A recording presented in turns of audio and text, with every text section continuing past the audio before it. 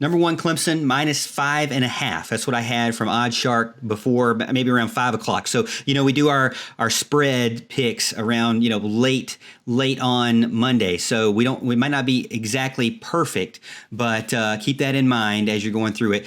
Clemson right now 7-0, travels to 6-0 Notre Dame at 7:30 p.m. and on NBC. Clemson or ESPN FPI at 65.9% in favor of Clemson. 56% right now of the public is picking Clemson to cover the spread of 5.5. The Irish have won games at home that they were home dogs to the last 3 times. They've actually won the game straight up. Okay, so that's an interesting stat for you. They haven't lost a game at home by more than 7 points since 2016, and that was to Michigan State in 2016 when they lost, I believe, by like 9.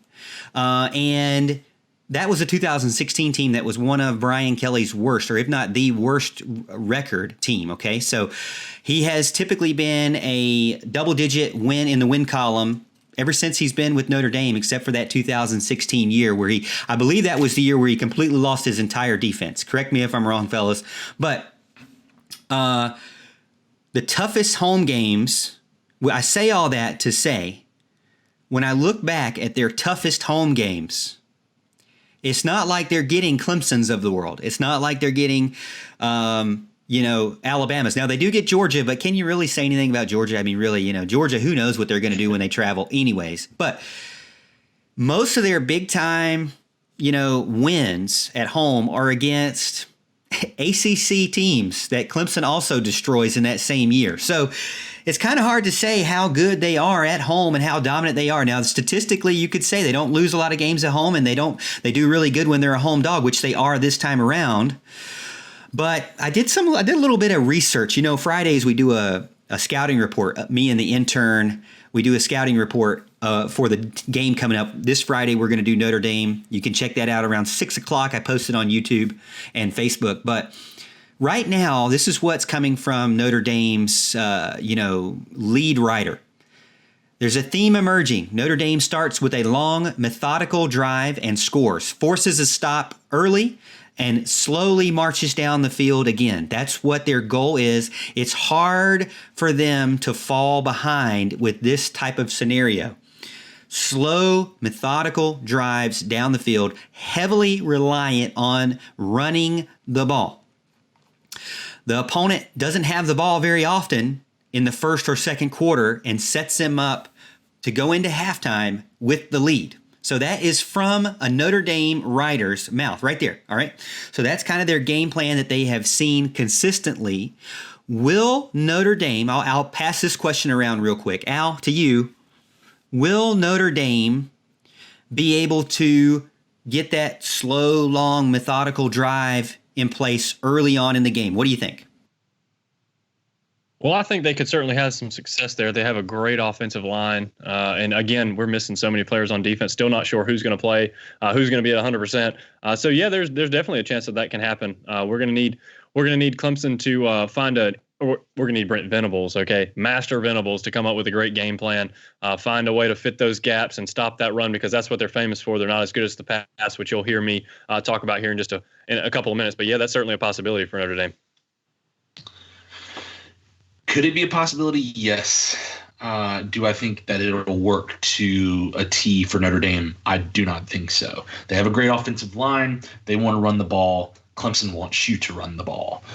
You saw that against really Notre Dame or Boston College. Anyone we've played this year who says, we want to run the ball, Brent Venables says, go right ahead. Thank you very much. And he will make sure that your quarterback is going to be the one that beats him. Especially if your quarterback is not the strong suit of the team. It might be different if you have Lamar Jackson or if you have somebody like Tua Tagovailoa running the offense. Then that's a different game plan. But the goal for Brent Venables is to take the running game out of it and say, if we're going to lose, Ian Book is going to have to play the game of his life. And I think that sets up, and Walt has said this on 105.5 The Roar, that fact that Clemson, strength is that defensive line. They are kind of hurt a little bit on the offensive line now, or excuse me, on the linebacking core.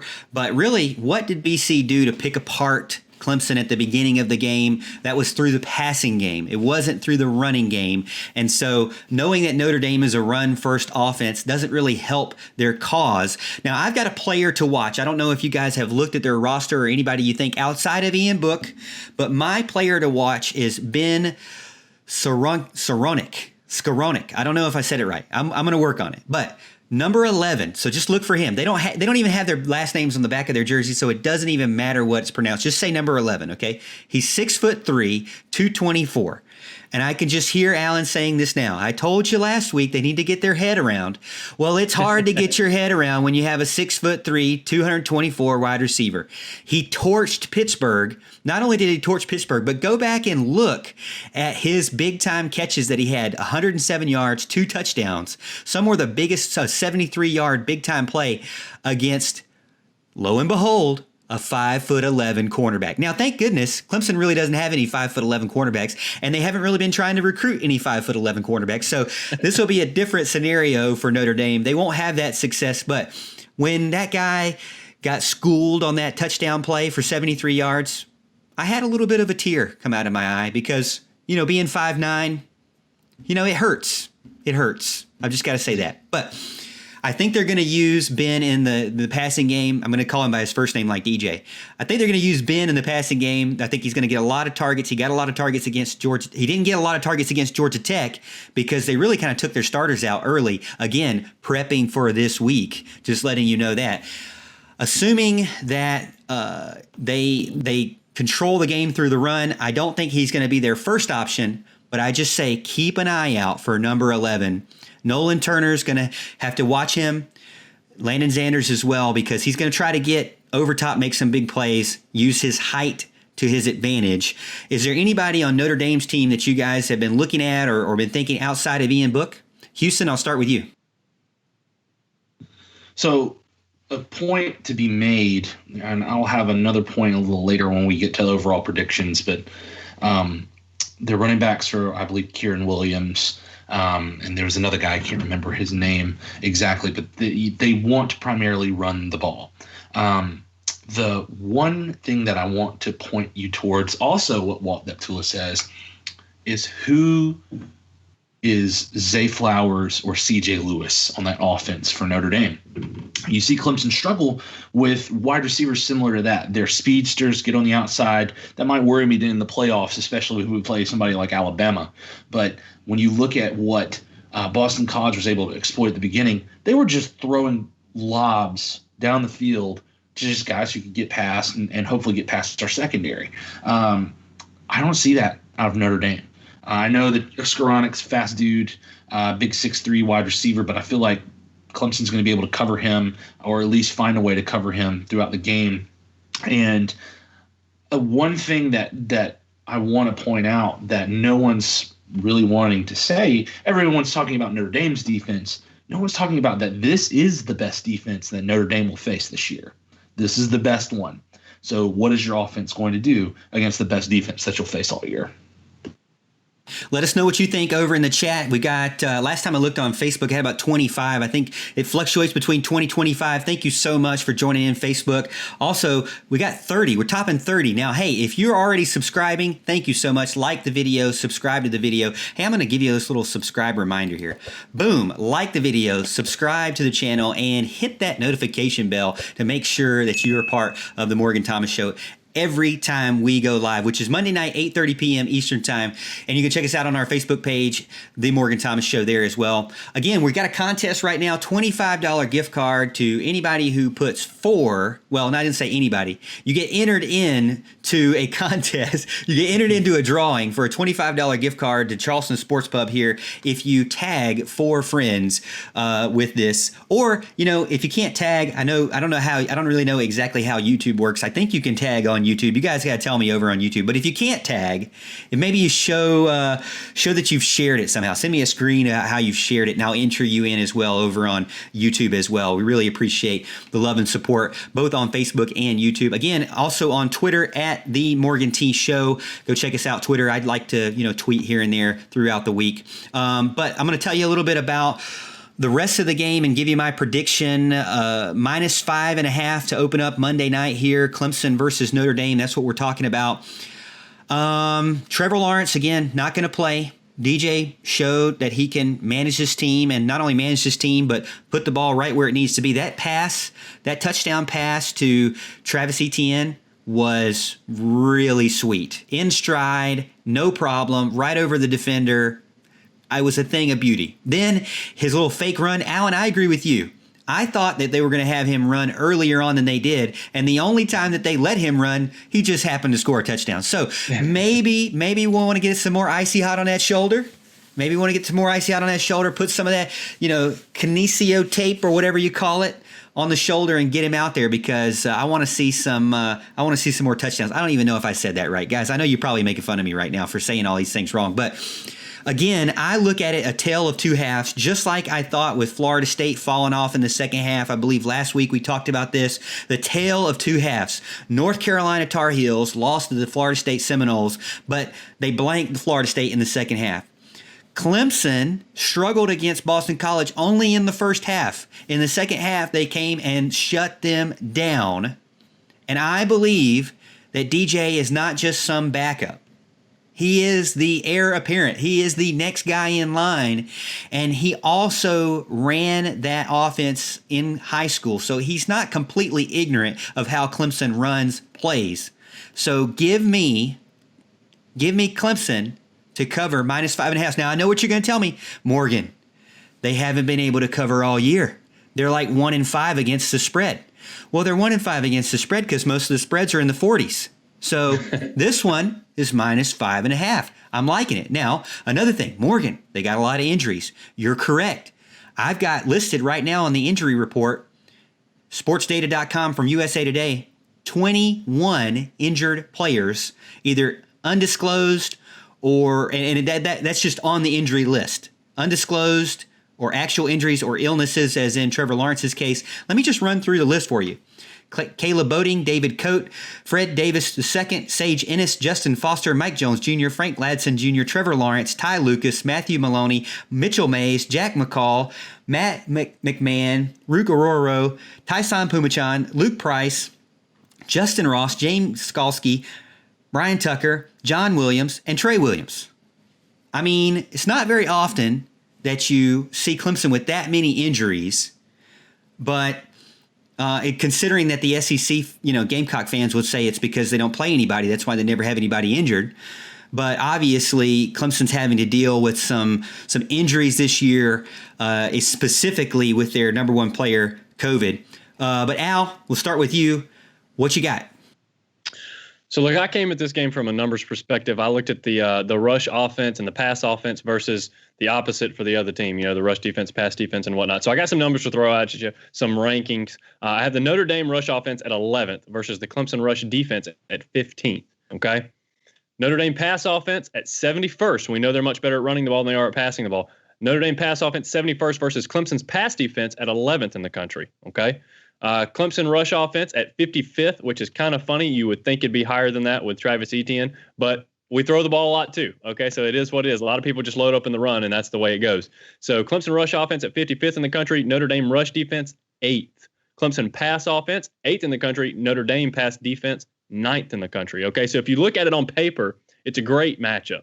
Okay, Notre Dame's defense seems to be what everybody says it is. Okay, 8th and 9th. Are they really as good as they seem on paper? Well, I think the answer is yes and no. All right. I do think they have an uptick in the amount of talent they've put as far as athletes are concerned, on the defense. I do. I think their players are better than what they brought, to Death Valley several years ago. I think they've been able to recruit better in that area. Okay. So I do think they do have a solid defense. However, okay, they have not played an offense with a pulse this year. Okay. The best statistic offense they've played so far is Louisville, who is 31st in overall offense in the country. Okay. The conditions were absolutely horrendous. All right, it was raining, and Louisville couldn't score on them. And that's the best offense they faced. The next best team, Florida State. Okay, at 52nd in the country. All right, their average team they're playing is like 62nd. Okay, in the country on offense. Okay, they have not played anybody with an offensive pulse, and I think that is inflating their stats. All right, so I think it doesn't look as dire as a situation as it does on paper. We shouldn't be, stricken with terror or anything like that. Not to say they're not a good defense. I'm sure they are. And look, I mean, DJ, first game on the road, big time environment. How's he going to hold up? We don't really know yet. We know he's got the talent, but hey, a lot of times it's up here, especially on a road in an environment like that. I know it's a COVID environment, but it's still a road game, big time situation. Is he going to be able to do it? I sure hope so. I think I started looking at the game after that. I was like, look, we've been running a lot of three-man front. And I think a lot of that's due to the loss of Tyler Davis and not having that extra body, which I hate the three-man front. I absolutely despise it. I know Houston's the same way as I am. I don't like the three-man front. And so we're looking at another game with the potential absence of Tyler Davis. Even if he's there, I would say he's not going to be 100%. Skowski is gone. Is Mike Jones going to be back? Nobody really knows. So somebody's going to have to step up in the run game if we're running these three-man fronts. Who's going to step up? Are they going to be bringing in some, Trenton Simpson a little bit more? Is he going to be a terror off the edge, or is he going to help you stop the run? Is Tyler Venables, Jalen Phillips, these extra DB types, are they going to come in and help stop the run? I'm not really sure what Venables' plan is going to be. It's always fun to see what Venables comes up with. But look, if they're healthy, okay, I know they're not, but if they're healthy, I look for Clemson to embarrass Notre Dame. I would take Clemson minus 20.5. At Notre Dame if Clemson was healthy. Fact is, they're not. Okay, we're missing a lot of key players on this offense. Notre Dame's got a good offensive line. They got a good defense. They can pose Clemson some problems.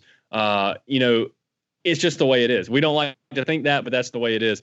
And it's also worrisome that you don't have Trevor Lawrence. You have DJ. You have a young kid who doesn't have a ton of experience coming in on the road. And like I said, in a big game. It's not to say he can't get it done, but I think Venables finds a way with his defense to do what he does and get it done just enough, but not enough to cover. I have Clemson 27, Notre Dame 24. Ooh, not enough to cover, but a Clemson win. Interesting take. You guys have burned me on these. You guys have gotten wins and I've gotten losses.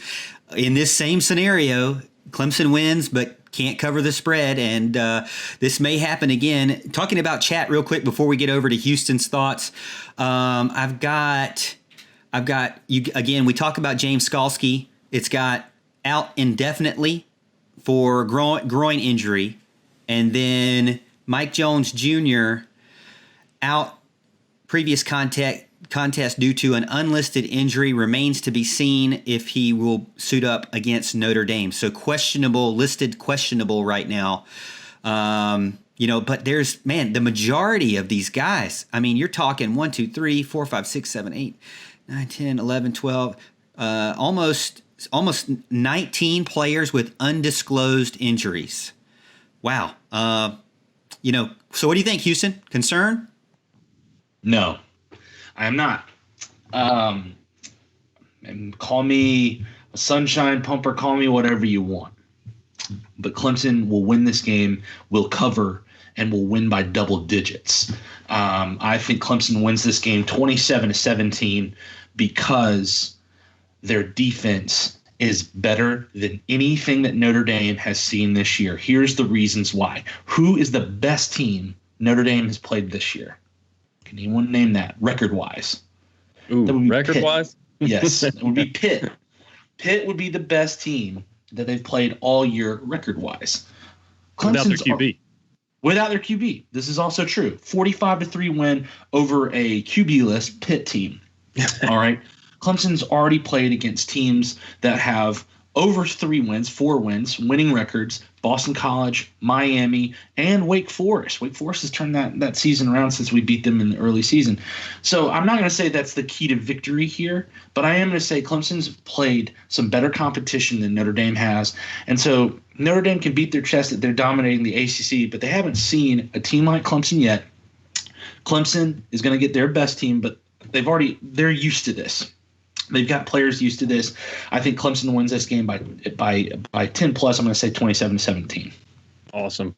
That's good stuff. Hey, look, it's a win-win for me. As long as Clemson wins the game, I don't care if they blow them out. Amen. That's great. It doesn't Amen. matter. As long I couldn't care less if they win by less than that, then I win the pick. And if not, if they blow them out, I'll be cheering them on. I couldn't care less if I lose this pick as long as Clemson wins the game. Amen. Again, Alan, though, lone wolfing against Clemson. Now, we saw what happened with Houston lone wolfing for South Carolina. My friend Mark Childers says, why would you ever put yourself in a situation to have to pull for South Carolina? Oh, no.